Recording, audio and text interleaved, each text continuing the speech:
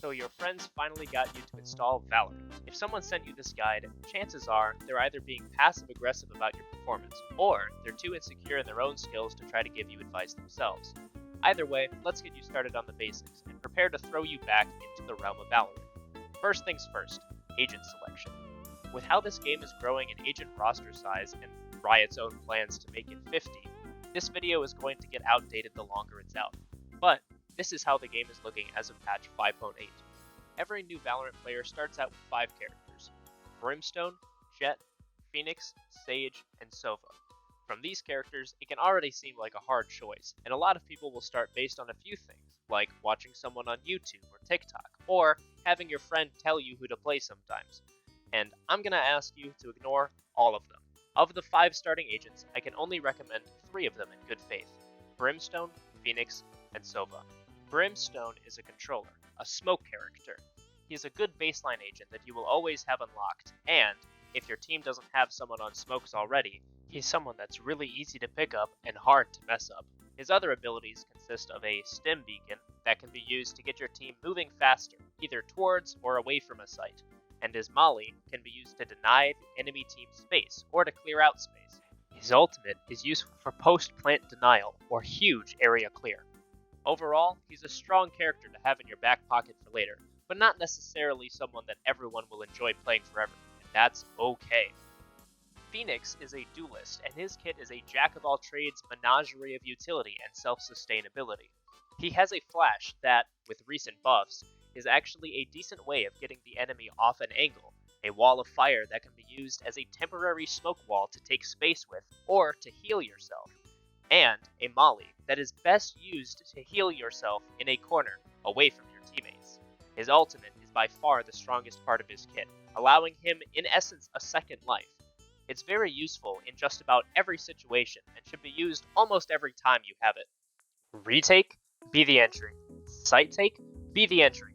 As a duelist, it is your job to be the first person into site and to die for information anyways, so Phoenix's ultimate is a safe way of making sure that you can accomplish that goal without the risk of actually dying. Just make sure you start his ult somewhere safe. Last but not least, we have Sova. If it weren't for the tutorial, I would have a hard time recommending this agent. Fortunately, the game itself teaches you how to use Sova. Being an initiator, Sova's kit is built around information for his team, from the safety of behind his team. Your recon dart can be used with relative ease to get information on enemy locations, and your shock dart, thankfully having the same trajectory, can be used to get some chip damage on someone. Your drone should be used just about every round before anything happens and before your team even thinks about entering into a site. You can scope out the area without danger of dying, so your teammates don't have to find out the hard way where people are. And finally, his ultimate. Sova's Hunter's Fury is an effective post-plant tool, firing 3 large beams of damage from long distances through walls. This allows you to hang back and watch a flank until it's time for you to shine from the backlines and save the day. But why only these 3? Why not Jett or Sage, I hear you asking? I'll start with the reasons I think Jett is a terrible starting agent. Jett's kit is built of a mixture of movement abilities and quick sight tick utility. She's flashy, she's exciting, she can be anywhere, and her ultimate is super cool. If you've seen anyone play Valorant, you've probably seen someone play Jett. That's because everyone wants to play Jett. As a new player though, learning her makes other agents difficult. Her smokes are the most tame part of her kit, so I won't go into detail. Just remember you can curve them by holding down mouse 1 when using it and moving your mouse side to side. Her updraft is a dangerous ability for the purpose of learning crosshair placement. Her updraft onto boxes and other weird terrain is useful for throwing players' crosshair placement off, but when you don't have a good grasp on where the enemy's head is going to be yet, adding weird elevations into that calculation makes this more difficult for you and does more harm than good. Jett's dash is another dangerous ability to get used to. She is one of 2 agents in the game with a true get-out-of-jail-free card, allowing you to prepare a dash and then simply use it to leave if you find yourself in a bad position. However, this will train you to get used to that get-out-of-jail-free card and to use it more often than you should, convincing yourself that no matter what, you're safe and you can just leave. This is not the case for most other agents. Last and worst are her knives. Her ultimate ability gives you 5 kunai with perfect accuracy. Let me say that again. Perfect. 100% of the time, accurate kunai. They do 50 damage to the body, 150 to the head, and some weird number to the legs that's less than 50. It's a powerful tool for people who know how to aim, where the head is, are comfortable with their flicks, etc. But you're not any of that yet. And finally, we come to Sage. Now, I will refuse to recommend Sage to new players, no matter what. Sage has 2 very strong, important abilities, and 2 also strong, though less important abilities that get the spotlight and teach bad habits. Her 2 important abilities are her wall and her slow orb. These 2 abilities need to be bought every single round on both halves of the game. Her wall can be rotated in a full circle and allow you to block entrances and choke points more thoroughly. You can use it to prevent people from getting into a certain area, to give yourself a safe plant spot, and on some maps, you can use it in place of an agent watching an area with its mere presence. Because the wall has 800 hit points, it takes a long time to be shot down, and on pistols or save rounds is a massive holding space. Her slow orbs are similar in their main job of stopping and stalling the enemy team. With 2 slow orbs alone, she can essentially quadruple the amount of time that a sight take might otherwise take, with each slow orb slowing down enemy movement by 50%. Now, she's still got 2 more abilities in her kit, and while I won't minimize their utility and their usefulness, I want to be perfectly clear that these last 2 pieces of her kit are not the main 2 pieces of her kit. If you're playing Sage, you should be playing her for her stalling power of the wall and the slow orbs. This is why I will always be a mommy Sage. You got a Vandal skin, Sage? What? Please, mommy. Please, mommy. That's a good boy. I need you, a Sage. Please, please. Bark. Please res me, please, please, please. Mommy, please. Your duty is not over. It's time to stop!